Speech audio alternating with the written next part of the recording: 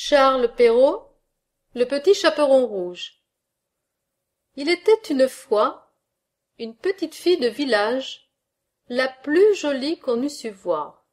Sa mère en était folle, et sa mère grand plus folle encore.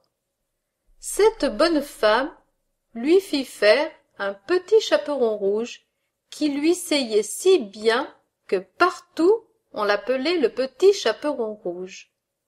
Un jour, sa mère ayant cuit et fait des galettes, lui dit: « Va voir comme se porte ta mère grand, car on m'a dit qu'elle était malade. Porte-lui une galette et ce petit pot de beurre. » Le petit chaperon rouge partit aussitôt pour aller chez sa mère grand, qui demeurait dans un autre village. En passant dans un bois, elle rencontra compère le loup, qui eut bien envie de la manger, mais il n'osa à cause de quelques bûcherons qui étaient dans la forêt.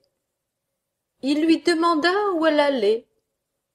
La pauvre enfant, qui ne savait pas qu'il est dangereux de s'arrêter à écouter un loup, lui dit: « Je vais voir ma mère grand et lui porter une galette avec un petit pot de beurre que ma mère lui envoie. » « Demeure-t-elle bien loin ?» lui dit le loup. « Oh oui !» dit le petit chaperon rouge. « C'est par-delà le moulin que vous voyez tout là-bas, à la première maison du village. » « Eh bien, dit le loup, je veux l'aller voir aussi.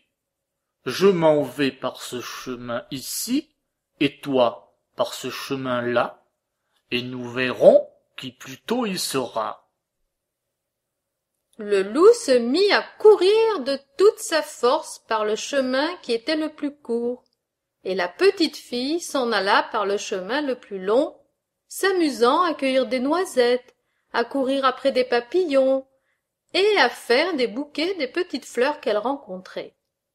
Le loup ne fut pas longtemps arrivé à la maison de la mère grand. « Qui est là ?» ?»« C'est votre fille, le petit chaperon rouge, » dit le loup en contrefaisant sa voix, « qui vous apporte une galette et un petit pot de beurre que ma mère vous envoie. » La bonne mère grand, qui était dans son lit, à cause qu'elle se trouvait un peu mal, lui cria: « Tire la chevillette, la bobinette, chéra !» Le loup tira la chevillette et la porte s'ouvrit. Il se jeta sur la bonne femme et la dévora en moins de rien, car il y avait plus de 3 jours qu'il n'avait mangé.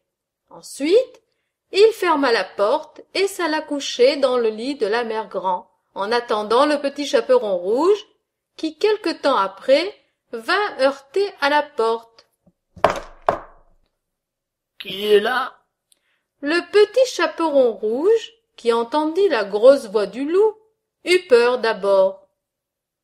Mais, croyant que sa mère grand était enrhumée, répondit: « C'est votre fille, le petit chaperon rouge, qui vous apporte une galette et un petit pot de beurre que ma mère vous envoie. » Le loup lui cria en adoucissant un peu sa voix: « Tire la chevillette, la bobinette, chéra !» Le petit chaperon rouge tira la chevillette et la porte s'ouvrit. Le loup, la voyant entrer, lui dit en se cachant dans le lit sous la couverture: « Mets la galette et le petit pot de beurre sur la huche et viens te coucher avec moi. » Le petit chaperon rouge se déshabille et va se mettre dans le lit, où elle fut bien étonnée de voir comment sa mère grand était faite en son déshabillé. Elle lui dit: « Ma mère grand, que vous avez de grands bras !»« C'est pour mieux t'embrasser, ma fille. »« Ma mère grand, que vous avez de grandes jambes !»« C'est pour mieux courir, mon enfant. »« Ma mère grand, que vous avez de grandes oreilles !»« C'est pour mieux écouter, mon enfant. »« Ma mère grand, que vous avez de grands yeux !»« C'est pour mieux voir, mon enfant. » Ma mère grand que vous avez de grandes dents. C'est pour te manger. Et en disant ces mots, ce méchant loup se jeta sur le petit chaperon rouge et la mangea. Moralité.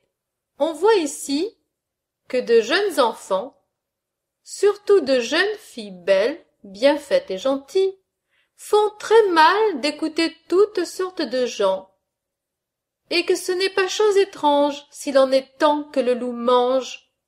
Je dis le loup, car tous les loups ne sont pas de la même sorte.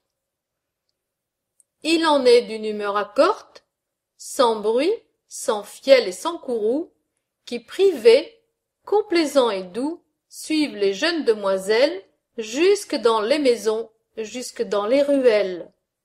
Mais hélas, qui ne sait que ces loups doucereux, de tous les loups, sont les plus dangereux.